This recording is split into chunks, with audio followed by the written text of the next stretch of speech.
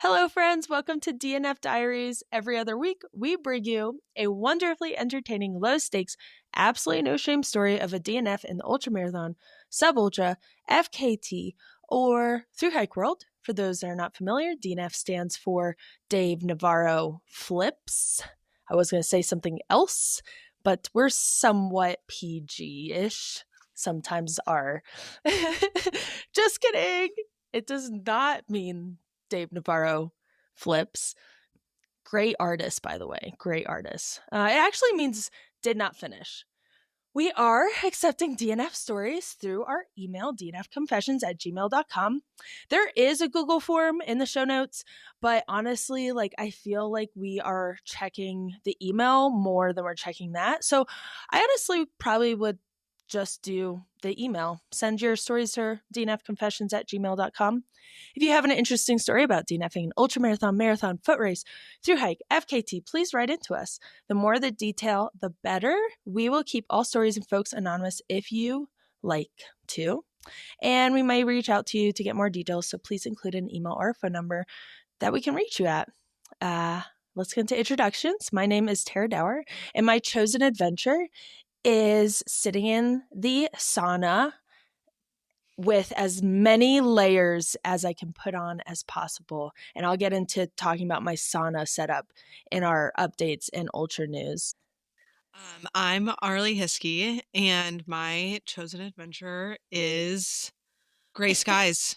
Gray skies and drizzle, I think. That maybe turns to sun, maybe it doesn't. You don't know. I don't know. I like how you're That's what I've got. embracing Vermont for all it is. I think you're turning the corner and it is getting nicer there, I would imagine, Yeah, but it it is. seems like It you are really is. embracing. It's getting nicer.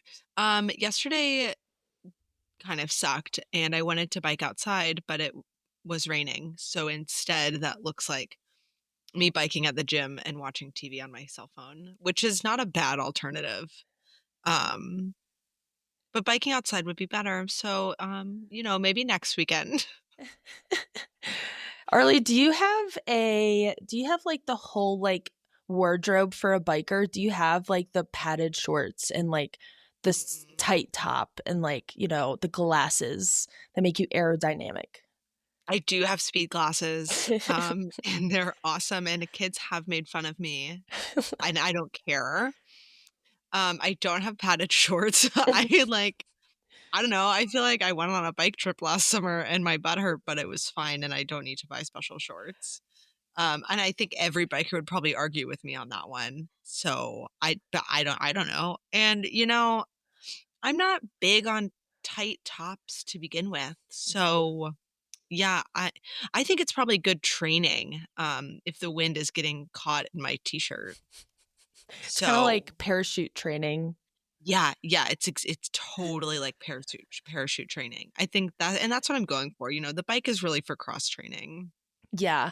I Yeah. I enjoy the bike and watching shows and TVs. We're going to kind of get into this a little more, but I just watched Unbreakable for the first time and Oh, people might be gasping, but I don't know. I just was never interested. And then I was like, well, Unbreakable 2 is coming. I should probably catch up on 1. Um, mm, but I watched the good one. entire thing in chunks. Have you seen it? I don't think I've seen it, You but should watch it. yeah, I'll watch it. But and it's a film about boys. We've all seen it. We've all seen it. It's a plot line as old as time. We've heard this the same thing. Boys We've all heard run the story. fast. Which boy's better? I don't know. Hard saying not knowing. There's a lot of good boys out there. They're all trying real hard to be the best. Best boy in town. So we're gonna get into ultra That news is and unbreakable. what'd you say? And the best boy in town is unbreakable. Rest of them got broke.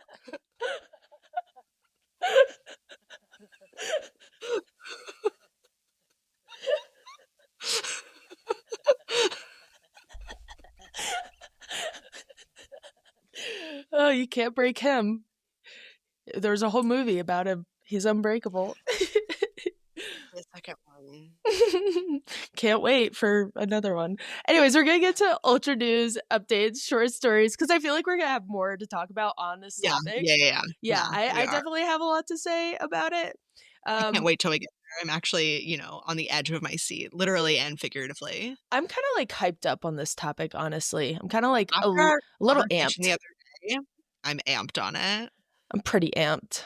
Yeah. I Yeah. I can't wait to hear what you think about Unbreakable, but we're just going to get into our Ultra News. Well, actually, short story. I'll start. I've been perfecting my heat suit in the sauna and on the bike. It seems, or it smells amazing in my house right now. All my stuff sits actually in my office. I'm in my office right now and I have my treadmill next to me and I lay my sweaty clothes on the treadmill when I'm done. They're fermenting in my backpack right now. But I'm gonna place them on my treadmill after this. I kind of was rushing after the sauna, but I perfected the heat suit sauna. So I have base layers, long top, long bottom, and then over the bottoms I throw rain pants. Socks go over the rain pants so it keeps that heat in. And then, I have my top and it is a base layer top. And then I throw my sauna suit top on top of that. And then I put a really ugly down jacket, my first down jacket actually, and it's white and it does not look white anymore. It's like a tinge of tan beige, if you will. Yeah. Tinge of Yeah. sweat color. Oh yeah. We all know what that looks like. That's yellow. Did you know sweat is yellow? Oh. Why? Well, for some reason. That it's all the toxins that you're sweating out, right? Yeah. By the way, this podcast is sponsored by Ultra, and I'm really thankful for Ultra so much. And Colby, so thankful for you. Know you're listening, but Ultra had us test out these leggings, and the test color was white. Oh. And I used them as like my first like edition of the sauna suit, and they were yellow. And I was like, didn't realize sweat is yellow colored. I hope it is. I hope that's not just me. But also love Ultra. Thank you so much for sending me those leggings for my sauna suit. But yeah, that's pretty much it for me right now. But I was biking for a bit. I had like a slight like tender, like tight muscle, and it's actually way better now. I'm so happy I did that. But I watched Unbreakable on the bike, and I was, biking the sauna suit. It was great. So pretty stoked about that. Arlee, do you have any news? Oh my gosh, I do. I actually have two things. One's a story about running, and one is a story about some students and some running. We love it. So today, as part of my long run, the second half of my long run, I ran the Sleepy Hollow mountain race, and it was so fun and quite hard. You have to like run up a ski slope approximately 3 times. And then you're on like single track for the rest of it, which is really fun, but it had been raining for like 2 days. So there was a lot of mud. Anybody out there that ran Bubba's in 2023, I was having flashbacks. If you know, you know. Anyways, I'm trying to get better at running uphill. It's actually one of my goals right now. And I was like, okay, my goal in this race, I'm going to try and run up as much of the hills as I can. And I was just like on repeat in my head was that video clip of Marion Hogan and Emily Haga just absolutely grinding up that hill at Canyons. Mm-hmm. I've seen this clip on Instagram like 5 times, and it was just on repeat in my brain. And then at the end, I won an entire gallon of maple syrup. The greatest prize of all time. Like, oh, gallon. It's like $100 thing. Maple syrup's expensive. It's incredible. Incredible. How much maple syrup do you use in a year? I don't know. Not that much. But I'm about, I have like 7 boxes of pancake mix. And now I have a gallon of maple syrup. So it's because it's expensive. So usually I ration it. Yeah. And only use like as little as I need at a time. But now, let's go. I'm looking up carbs in maple syrup. 13 grams of carbs in 1 tablespoon of maple syrup. You could use that as your fueling. We'll see. It's an option.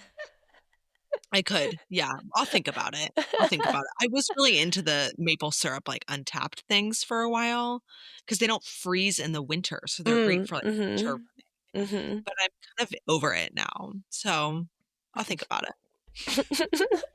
Anyways, so my other story, if you go back in our podcast episodes, you'll hear about when I asked all these kids to do a math problem for me to, like, figure out how much food I would need on, a rim to rim to rim.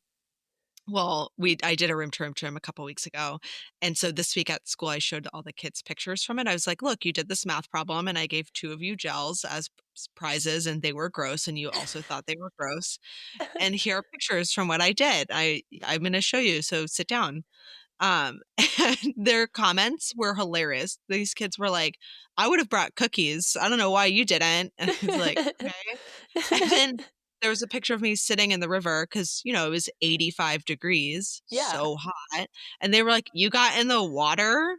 So you were just soaking wet in your clothes for the rest of the run?" And then one kid was like, "So anyone can just do this?" And then, like, there's this, like, video, like, of where finishing, Tara, you were filming, and, we're, like, walking, and this kid was like, "I thought you were running, you're walking in that video." I was like, "Yeah, I don't know what to say. You're right, I am walking." I So just was absolutely roasted. She was like, "I Aw, thought you said this was a run. You're walking." jeez.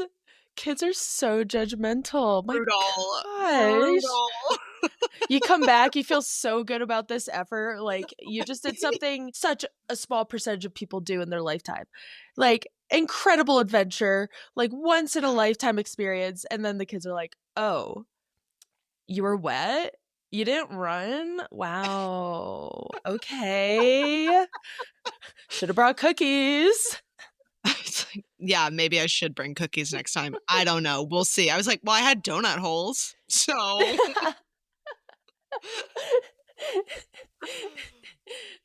Do you think that they actually make donut holes from the hole in the donut? Or do you think they just call them donut holes? I'm gonna think about that until we record next time. Okay, cool, cool, cool, cool, cool. Ultra news? Do you wanna get into ultra Yeah, news? let's do ultra Okay, news. so I'll You start start. us off. Yeah. I wrote down some notes and then Arlie went through and spell checked some of it. And I didn't appreciate that you spell checked Cocadona to Cocadona because I actually want it to be Coke Donut.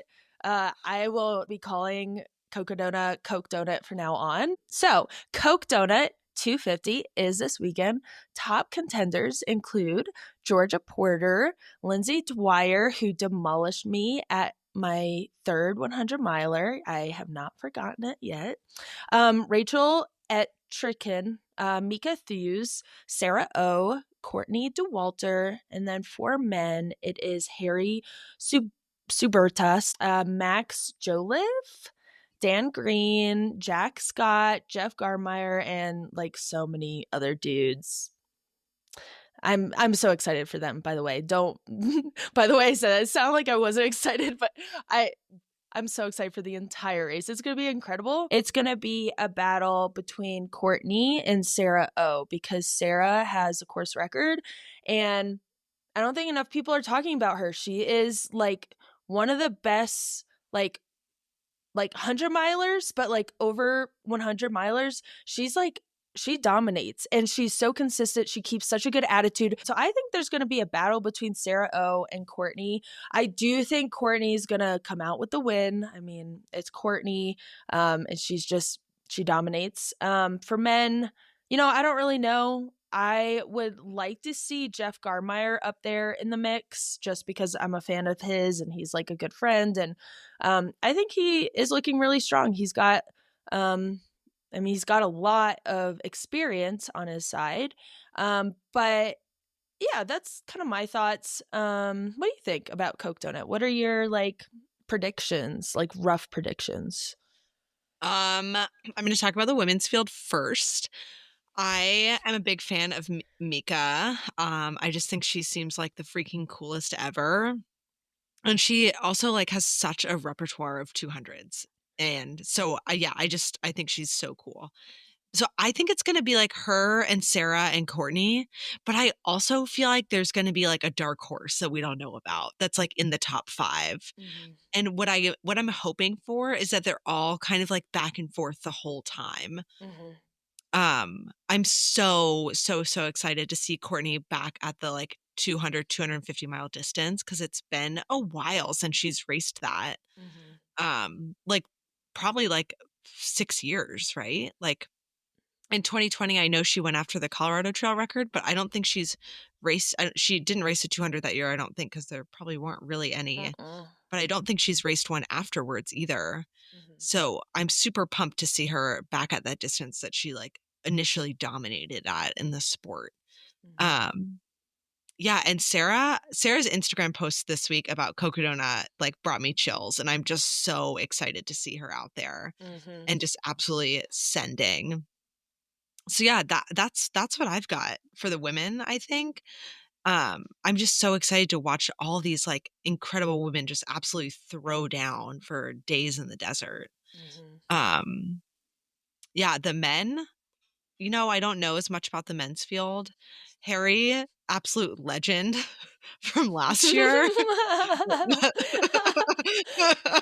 We love to see Absolutely, it. we love to see a dark horse Yeah, love it. coming from behind in the final miles of a 250-mile race. When have you Um, ever heard that happening? That's wild, and he Literally never. It's yeah, insane. He's a legendary man. yeah. Um, so, like, that would be sick. I hope for Jeff that he gets closer to the, in the top men than he has in years prior. I think that'd be great Mhm. for him.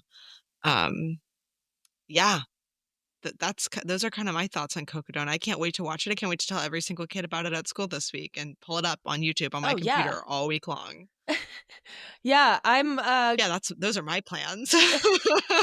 those are great plans. I'm gonna be at Coca Donut, and I'm gonna be Oh my commentating. gosh. I was going to What's your section? I don't When know. are you commentating? I Oh, okay. I don't know, but I was supposed to pace Sarah, and then I think she had, like, so many people Oh. interested in pacing her, and, Mhm. I just was axed from the pacer list, but that's totally okay, whatever Sarah wants, obviously. But I will be commentating on Monday afternoon, and then early morning on Tuesday, and then, like, nighttime, well, like, until 9:30. I think it's, like, 7:30 to 9:30 on Tuesday, and then Wednesday, I think I also have, like, Cool. a midday, commentating section. Oh my gosh, this is so exciting. Yeah, I and so hope I I'll can log on while you're up there. yeah, me too. Francesco Pupi won Canyons 100K and broke the course record with a time of 8:04, but declined his ticket to Western, stating he was training for CCC and um what's it called? Worlds. Oh, Yeah. yeah, Yeah, yeah, yeah. yeah, sorry. Hans Troyer and Haynes Namberger and who we all love, Ryan Montgomery, Mhm. claimed all their tickets on the men's side. So that's 3 on the men's side. And then Emily Hawgood won the women's race, but already has an entry to Western. So the next 3 were Marianne Hogan, Keely Henninger, and Erin Clark. They all accepted their tickets. And that is the last of the golden ticket races. That was an epic race. There was so much chaos, gritting it out, chaos, rain, snow at the beginning. Yes. It was wild. Yes. What do you think? What do you have any thoughts about canyons? I thought it was really neat to watch. Yeah. Not watch because Mhm, mhm. there's only tracking, so I just watched the tracking. Yeah. But what do you think? Yeah, I thought it was great. I sometimes have a hard time navigating, like, UTMB races tracking. It's like I find it difficult to, like, find it and whatnot. But once I did find it, it was great.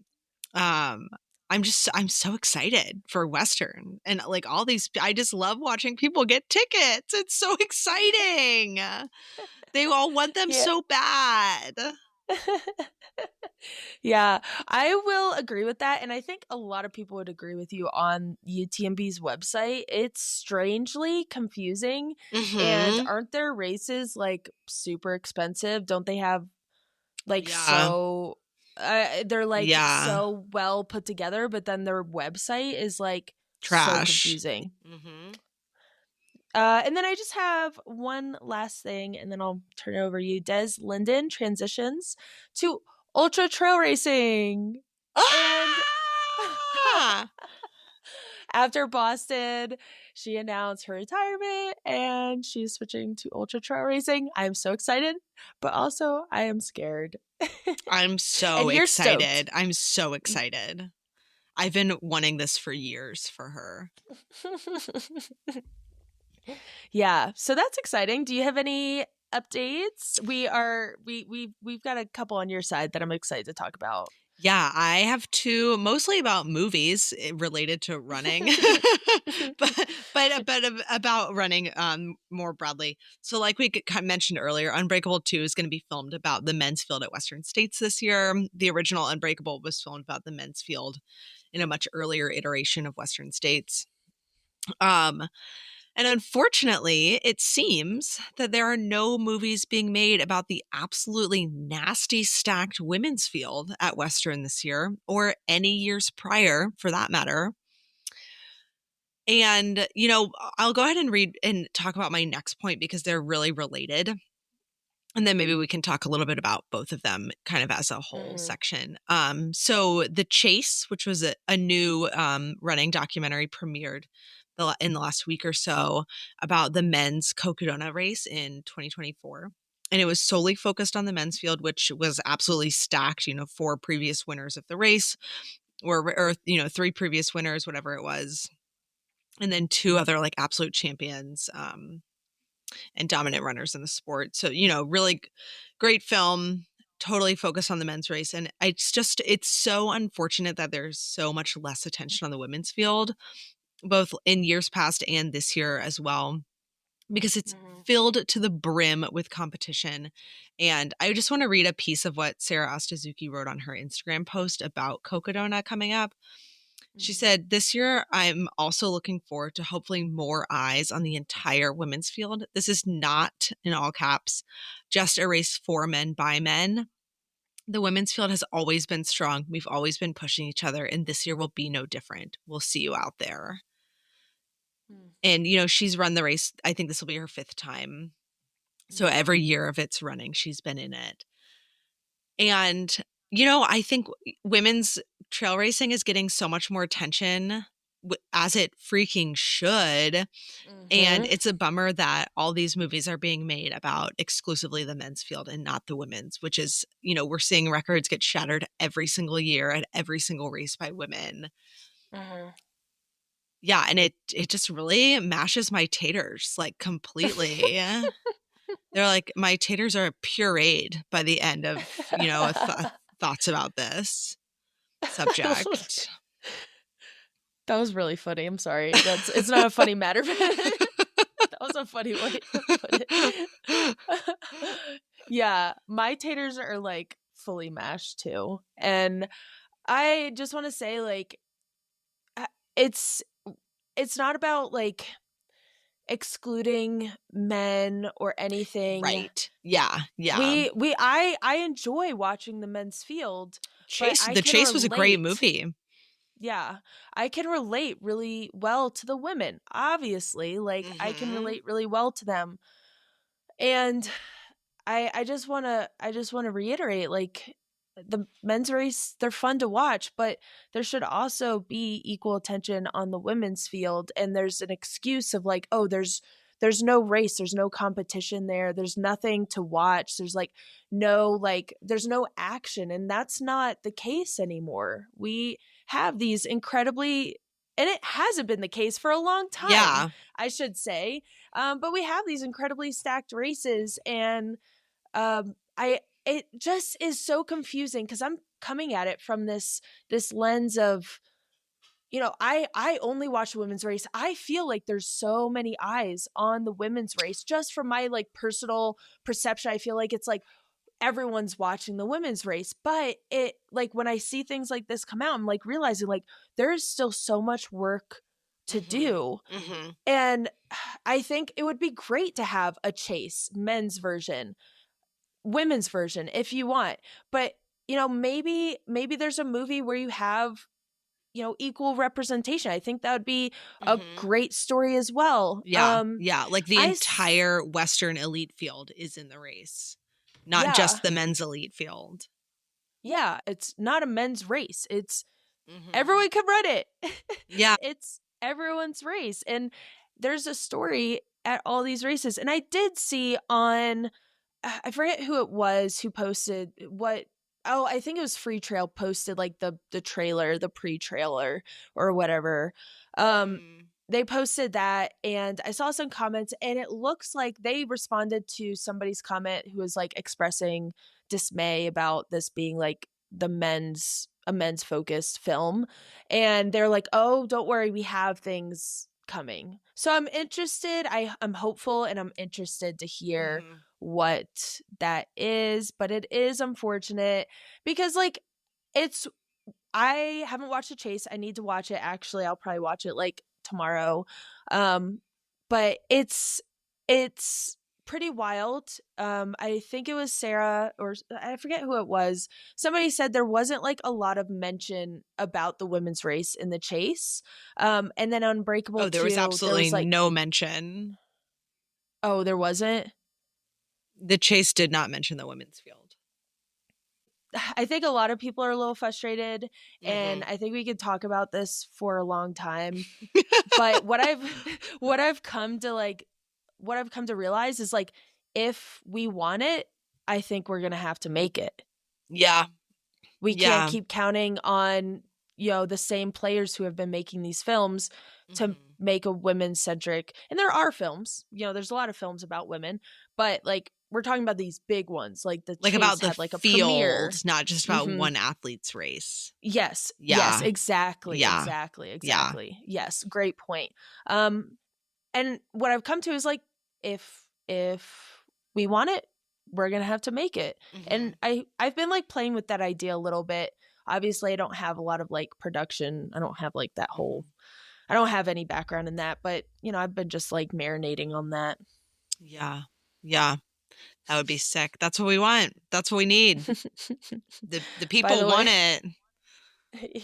Yeah. By the way, this is a comedy podcast. We're gonna get to. I think we're. Do you have anything else? We're so close to this, right? before? I just want to give a shout out to the Ultra Minute because we do get a lot of our headlines from their Substack and yeah. Instagram posts. So thank you, Ken Seals, for what you're doing. We really appreciate it. Keep it up. Yeah. Thank you so much. Go follow them on Instagram. Yeah. And we're gonna get into the story. I think let's transition to a little lighter of a story. So it's my week, and we're gonna be talking about a 100-miler DNF.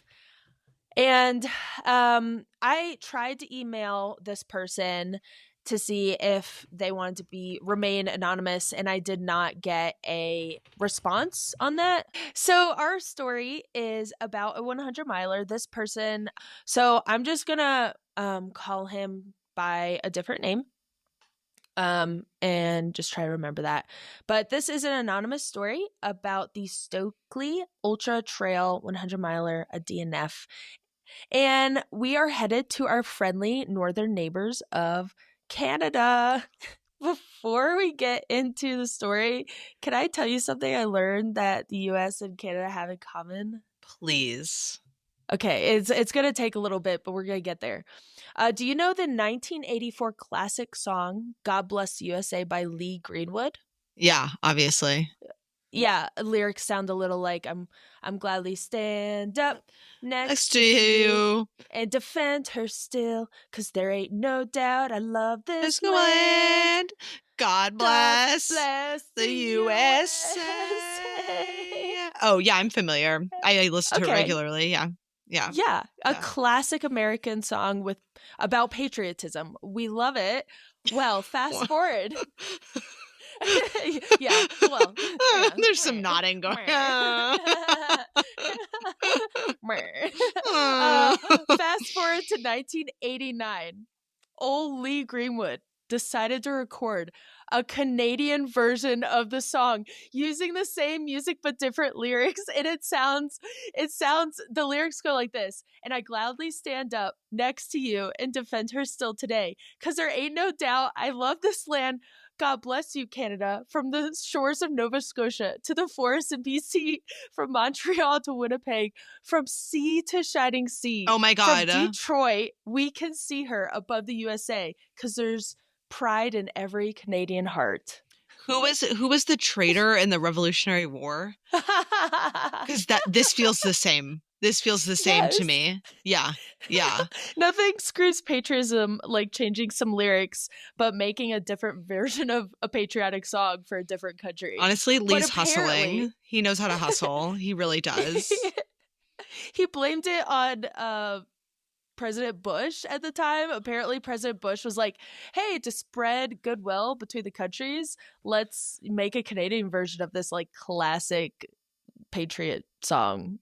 So that's a little side note. Go look up God Bless Canada.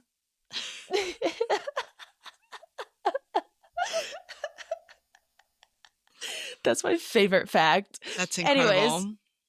Okay, so what's happening at Stokeley? Yeah, let's hear the story. Our friend we're going to be talking about today is Sam. And in 2018, Sam had decided to do longer trail runs. He had quotations, longer trail runs. Prior to this, he had lots of non-competitive endurance experience. 2 hours activity with a good space was a good space for him. Then he started increasing volume until in 2019, he completed his first 50K. And we all know what happened after that. In the lockdowns of 2020, Sam increased training volumes, knowledge, and gear and decided to try a 100 miler in 2021. So he like had a whole year just like learning, just like ready to come for the 100-mile distance in 2021. He selected the Stokely Ultra Trail 100 miler because it was relatively close to him. And it was at the right time of year and looked to be on the path towards UTMB difficulty. It had a 30-hour cutoff, 5,200 meters or 17,000 feet in ascent. It's 2 laps of an 85K 52-mile course through technical, rolling, rocky forests. And some fun facts about Stokely, because I love doing my research. This particular race is held in Algoma Mills in Algoma district of Ontario, Canada. So it's super close to like Detroit, Michigan area. This area shares a shoreline with Lake Superior, and it just like same with that song. It goes from sea to shining sea. From Detroit, we can see her above the USA. So this is basically a song for this area because they can see Detroit from where they stand. Unfortunately, by now the race has been canceled. I'm not sure of the reasons why, but just a friendly reminder, like it's fun to go do these big races, travel to these large races that are being put on by big race directing companies, but support your local race. They are doing great things as well, and you can see your backyard and see it in a different way. So a little friendly reminder. Back to Simon. First year he finished the first 85K loop. So that was like about 50-ish miles. And he finished that in about 15 hours, which was the cutoff. And at that point, he did decide to stop. A DNF, but not the one we are talking about today. When he finished this loop, it was the longest run he had ever done. And he was super pumped. He put this in all caps. Super pumped. Sam is pumped. Damn it. I just realized I said his real name. I hope he doesn't mind, but I don't think there's a lot of Simons in Canada. So back to his story, even when he ran out of water in one section, and it was like super slow, he still had like the best time. Going back into the darkness, he to be guaranteed to be cut off at the next aid station. It was very remote, and he wasn't like super stoked about that. But overall, he had a great time at this first like try at the Stokeley 100 miler. Arlee, I have a question for you. Yeah. Did you ever have a run that on paper shouldn't have been fun? Like you should have had a really bad time, but you look back and you're like, that was an absolute blast. Mm. What comes to mind is like I'm thinking of like routes for runs that like don't look fun or like seem terrible, but then it was like actually great. Um and yeah, I'm thinking about like some of my long runs, especially like in this kind of like post winter, but like not trail season yet long runs. Like the first thing to dry out is just this like 7 to 9 mile loop of and I've just done so many long runs where we're doing like 3 or 4 of these like loops. And it ends up being a good time. Yeah. Like it ends up, it's not a bad way to do a long run and like get some gain. But like on paper, it seems like it would suck. But Yeah. it's been good. Good. I'd Yeah. love to hear it. I think we all have that run or race that we Mhm. look back on and was like, wow, it was thunderstorming. I almost got struck by lightning and fell off a cliff, but I had a great time. So that was exactly Simon's experience not getting struck by lightning or falling off a cliff. With the experience of 85K at Stokely, he increased his training volume even more. And in this time in training season, he completed a 100K in a very impressive and unexpected time. So he was excited about that. After the 100K, though, the crew chief, who we're actually going to talk about a lot, I really have a lot of appreciation for this crew chief. So just like be logging all the things she like says and does. But after this 100K, she says, now my concern is that this result will make you overconfident. Sam Oh. slash Simon heard her words, but did not consider them too much. She was like, yeah, okay. I just got a really great time. Whatever. September 2022, Stokely training was going really well. Taper had gone well. Race director had extended the cutoff to 32 hours. What could go wrong? A little look into the future, but I should add that the race had around 12 starters and only 4 people completed it. Oh my gosh. I was not expecting that. Yeah, 12. I think a race, I haven't done very many races that involve a nighttime where there aren't a lot of people, Mhm. but I think that would be so hard. Like last year I was Mhm. going to run 100 and then I got hurt and couldn't, but that race field was pretty small and I think would have been like a lot of solo nighttime, and that Mhm. sounds really intimidating, especially for some of like initial nighttime efforts. Yeah. Yeah. Yeah, cuz he had done like 85K in 15 hours like the year Mhm. prior. Um so like he probably just got a little taste of the darkness. So Mhm. I could imagine like that was probably in the midst of it like a little nerve-wracking for sure. Yeah, yeah. 3 AM is a great time to have a friend with you. It It really is. is. It really is. It's a dark time at Yeah, 3 a.m. I would say yeah. 4 a.m. is like, we're almost Oof. there. Yeah, 4 a.m. is hard for me. same. That like 3 to Yeah. 4 AM, those 2 hours, I think are the hardest. Yeah. Yeah.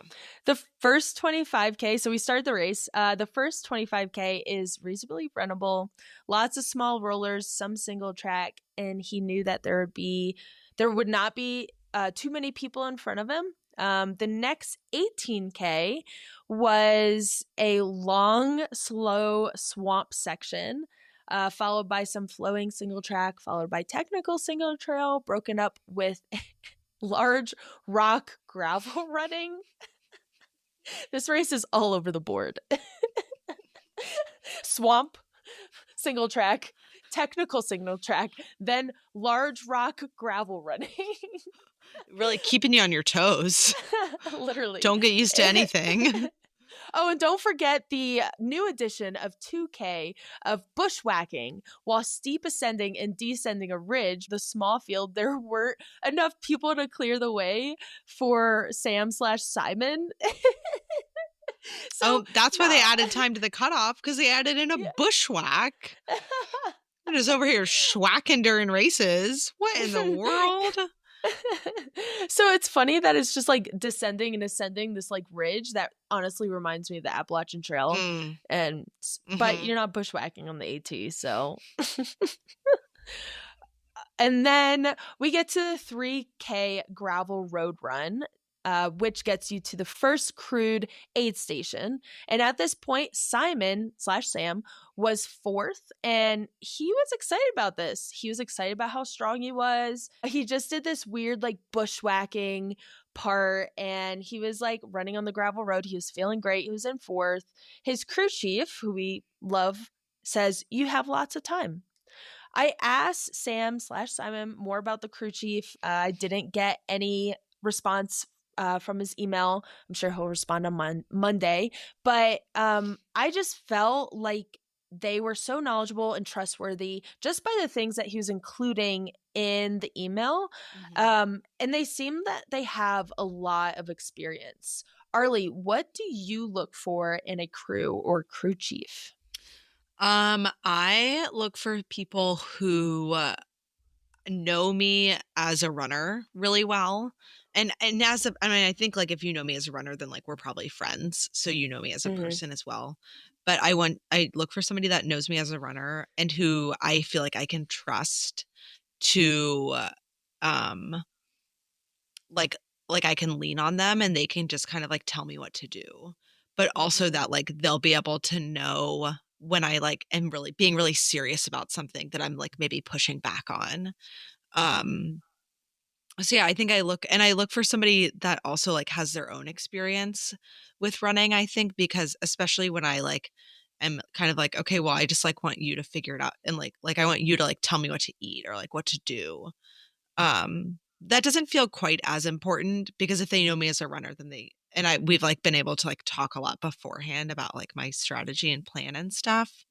Then I trust that they can execute that and like read the room at aid stations. Um, yeah, that's what I look for, I think, in Hmm. a crew. Somebody that I feel like I can trust to like be organized and like on time to aid stations. Mm-hmm. Yeah. Yeah, Yeah. yeah. Those are great points. And I feel like Cheryl, we'll learn her name later, but her name is Cheryl. I feel like Cheryl is very much this person that you just described.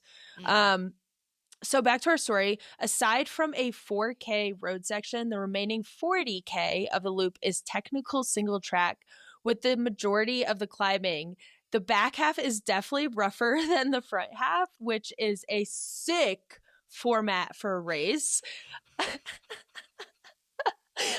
The majority of the climbing in the last 40K. Oh my God. That's when he brutal. yeah, when he was at the 62K crude aid station, he learned that the two people in front of him had dropped out of the race, so they had DNF'd, and he was passed by one person, but he was still in fourth, pretty good. He finished the loop in 12 hours 40 minutes, which is 2 hours and 20 minutes less than last year. We are experiencing so many technical difficulties, It but was we're about just time, honestly. we were like we were asking for it, honestly. Oh, and that's another thing. I feel like I say honestly a lot, Mm. and I feel like we also say yeah a lot in the podcast. Somebody commented and that said that they should have a yeah counter in the upper right corner. Okay, I just like agree with you a lot. So like ever since then I like notice. Okay, I'm gonna try and stop saying it. Yeah. Ah, no. Okay. Also that it's making a lot of noises when you hold it like that. Oh, bummer. Yeah. Yeah. Oh gosh, that's 2 in a row. It's 2 yeahs. We're boogieing on. We're gonna finish the story. We're gonna have a Mhm. good Sunday night. Uh, yeah. Let me actually go back a little bit. Yeah, so he finished 2 hours and 20 minutes faster than the year prior. Look at him go. And he was feeling tired prior to the start finish aid station, which is like halfway through. But getting in at that time really pumped him up, as it would anyone. Arlee, how are you feeling about Sam/Simon during this point in the race? He's up in the mix, exceeding prior times, and is mentally dialed and pumped. How do you feel? Simon Sam is crushing. Mm-hmm. Simon Sam should be so stoked on his performance thus far, and I hope that he like rides this high of Mm-hmm. crushing it and Yeah. keeps trucking. Yeah. And I think he's going to do that until a point.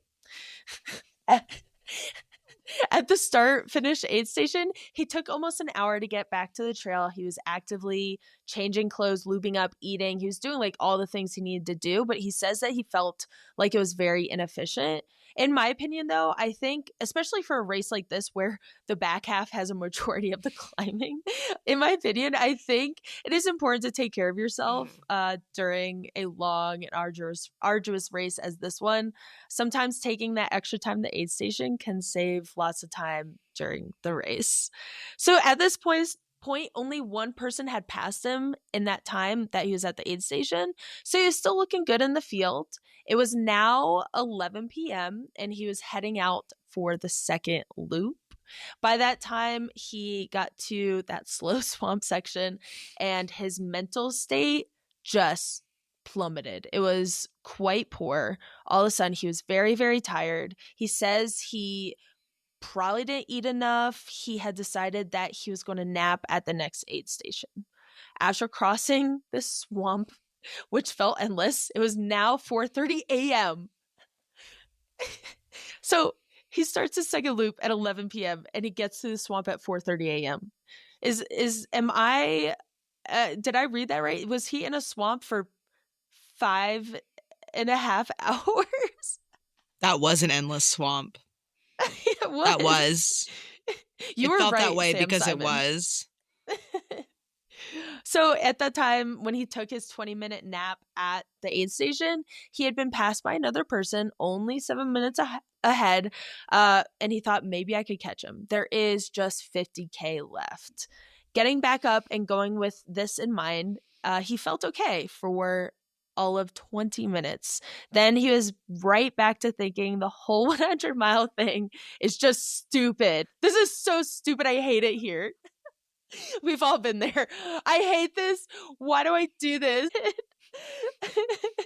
Counting down the minutes until he could see Cheryl, his crew chief, who we love. Um, it seemed, again, endless. And again, we've all been there. Mhm. At this point, the sun is coming up. It is 4:30 a.m. and Simon had trudged and complained his way to a very technical section.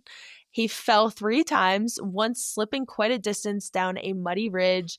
No injuries, not even a scrape. He was just feeling nervous, a little embarrassed, and definitely pretty silly. And it had taken him 2.5 hours to cover 10 kilometers, which is quite long, but he's got 40 kilometers left and he's got time.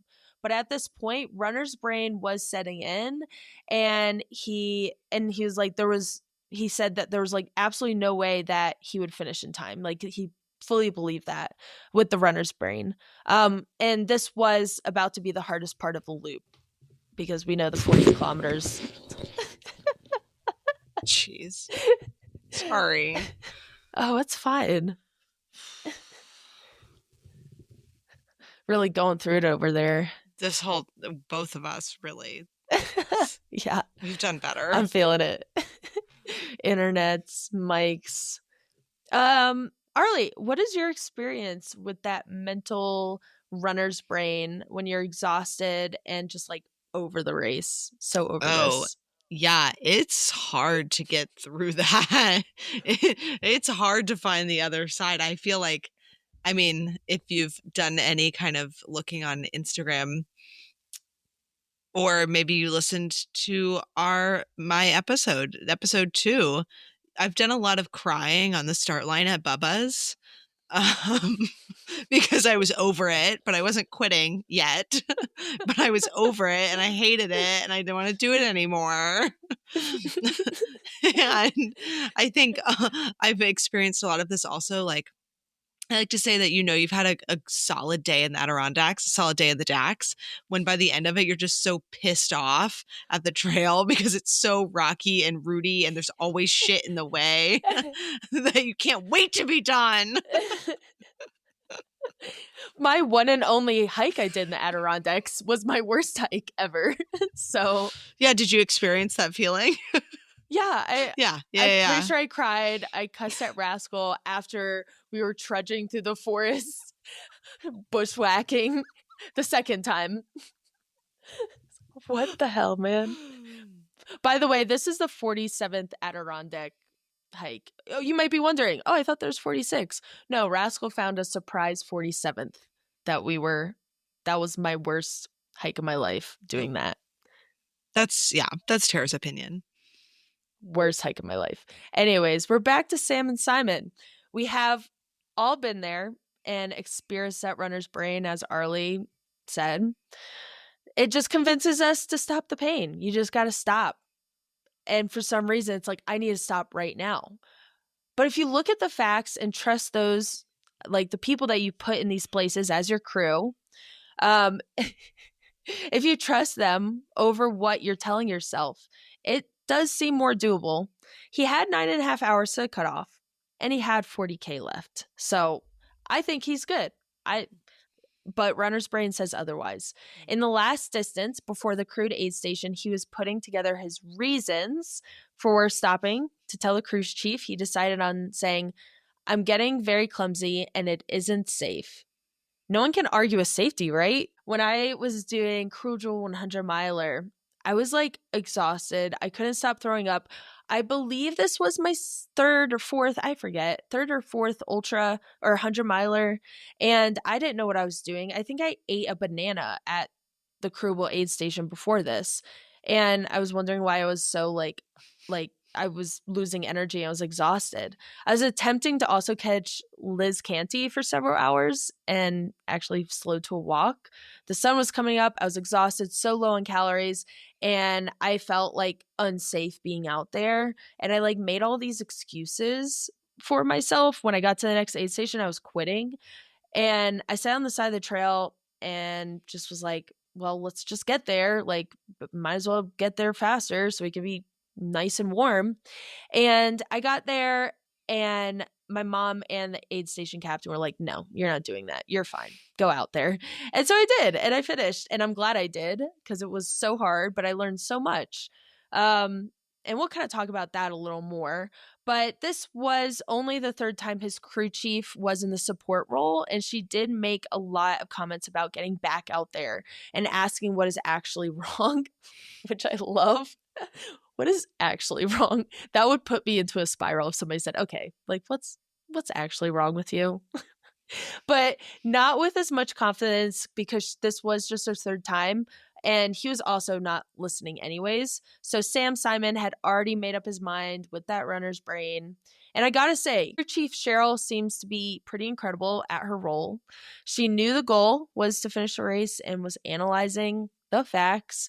She was of clear mind. It could make proper decisions with the information she was getting from Sam Simon. And also, the aid station boss said very nicely and supportively, by the way, it's just a 5K loop to get back here. Start moving on it. It's kind of like saying, like, when somebody's anxious and you tell them don't be anxious. I would imagine that's like the same response.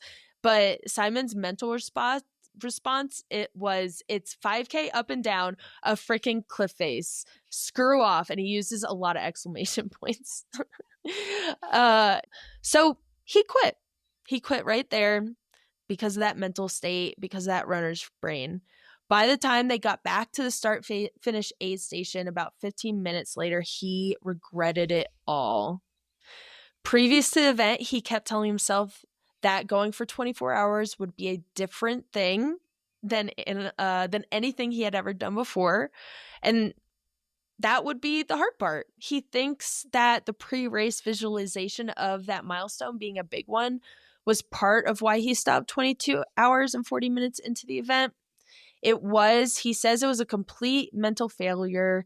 He still was wide awake. The sun had come up, no chafing, no blisters, very little soreness anywhere. And after chatting with Cheryl, there were a lot of lessons learned from this event. He says the most impactful one that she made was that he needed to train slower, spend more time at the same pace as late in the ultra, so that when the pace does get slow, it doesn't feel so odd. He had created a lot of different mantras that all came back to staying in the moment, to not be projecting out to the finish, to the next aid station, to the next mile, just be here. Arlee, do you have any helpful mantras, tactics when you have long efforts that seemingly feel impossible? Mm. I like to my favorite thing to do is to split it up into chunks, and I like to think just about each one chunk at a time, and I'm just like, "Okay, well, like, I just gotta get to the next aid station," or like, "Okay, like, this is the big climb.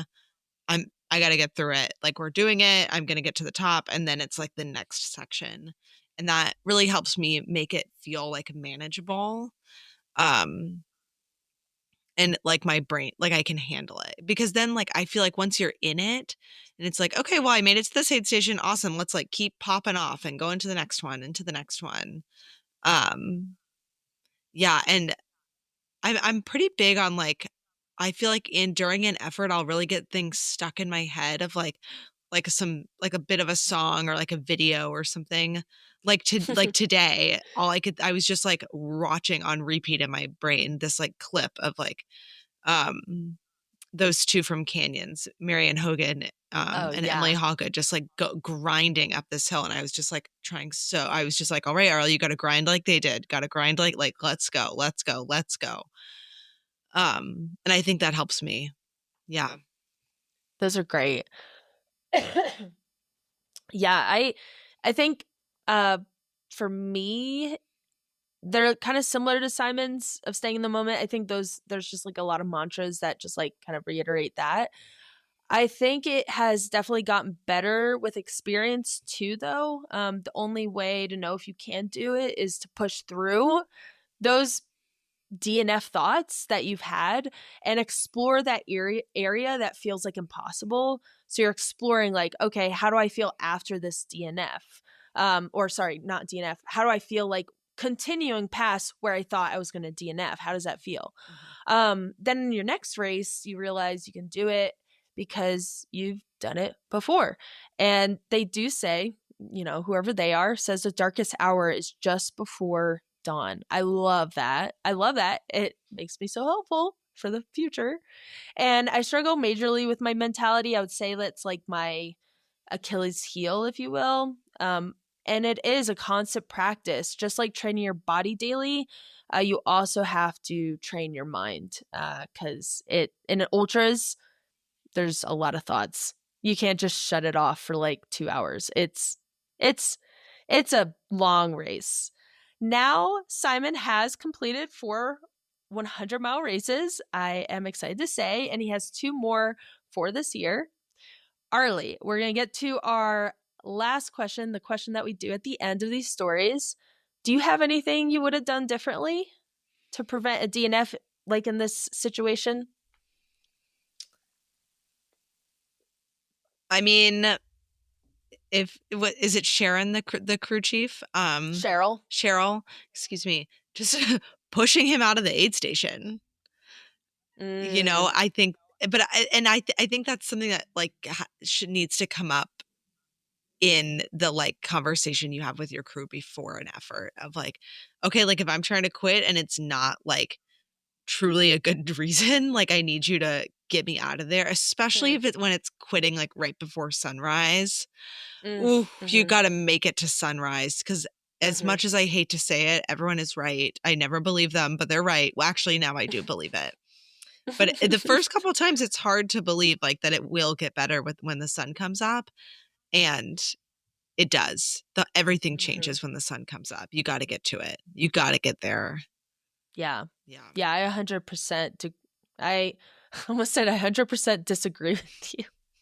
I 100% agree with you. I have learned to completely trust my crew and my crew chief.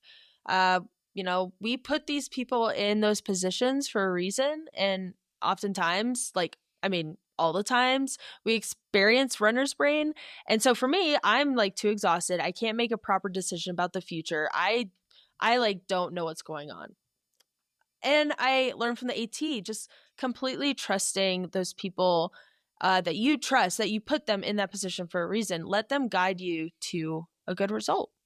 So I just got to say to all the Cheryls in the world, all the crew chiefs, keep doing you. Push your runner out of the aid station. Get them to sunrise. Cheryl, you're an amazing crew chief. Simon, Sam, I'm so glad you got back out there and like completed 100 miles races. But yeah, I would probably listen to her completely and just followed instructions. Because that's just like the easiest way to do it, in my opinion. Agreed. Yeah. Nice. I think that's trusting your crew completely.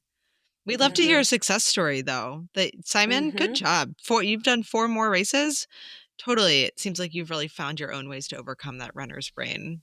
That's it. That's so great. So great. How many yeahs do you think we're at? Probably 25 each. I was really covering my mouth. Yep. Should we just do yep? Do you guys like yep better? Yep, buddy. Right, brother. That's what the kids say. Oh, yeah. I just remembered our review. We're going to do a 5-star review. Yeah. Yeah, I have this one up from Andrea MG19. So what we're doing is we read a 5-star review from Apple Podcast or Spotify. So comment, send in your review, 5 stars only. So she says, or he or they, I have been training for my first 50K, and this has been my favorite podcast to listen to on solo runs. I wish there were more episodes. Thanks for making me chuckle while running alone. Others on trail look at me like I'm crazy. Thank you. That's lovely. Please keep laughing at us. Yes. Keep doing your runs and don't DNF. We don't want your story. Yeah. No. But if you do, but we do want everyone else's. Yeah. Send your good ones. I know you guys out there have quit races. Send us your story. Don't be coy. Don't be coy fish. Arlee, I feel like this was like a really heavy episode. I'm definitely like a little bummed after talking with you. I'm always like a little bummed after talking with you about this kind of stuff. But I think we turned it around. We had a really good story about a unfortunate DNF. Do you have any closing remarks? No, I really enjoyed this conversation, getting to talk about crews. I think that was great. That was really cool this time. Yeah. Yeah. Until next time. Yeah. What are your socials? At a.hisk. That's me on Instagram. You can find me on Strava. It's going to be a lot of morning runs.